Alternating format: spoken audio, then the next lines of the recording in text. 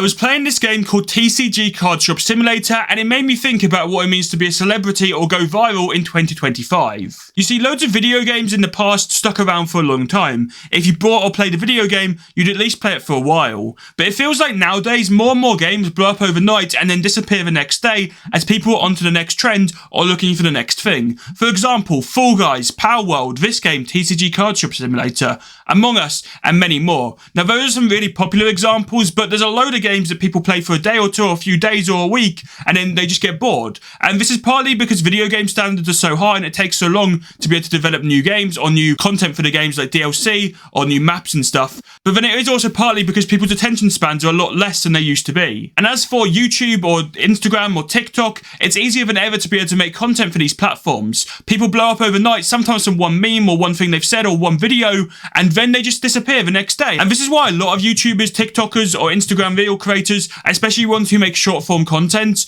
who blow up, try and make the most out of it. You know, they try and do sponsorships, or some of them make really dodgy business decisions, which then ends up actually costing them their career. But the reason people do this is because they want to try and maximize the potential from when they blew up, because, you know, people want to try and make a career out of it, because social media is a career for a lot of people nowadays compared to what it used to be. But most people who blow up do disappear because anybody can make content, and there's so much content being uploaded, and, you know, people get bored of watching the same person do the same thing over and over again. I mean, people tend to stick to what blew them up, or if they move on from what blew them up, you know, if one kind of video blew them up and then they moved on from that and did something else, people either aren't interested in those new videos or that creators in general and only there for that particular trend or meme, or if they do just keep doing the trend or the meme or whatever blew them up and try and build a career or build a following off of that, then eventually people get bored and move on to the next person. Now, it's just something that I've really observed, because I feel like video games nowadays no longer really have the same feel as what they used to. When you bought a video game and you played the video game for a long time, I think partly it's because video games are free to play in a lot of cases now, whereas in the past you'd, you know, buy a game,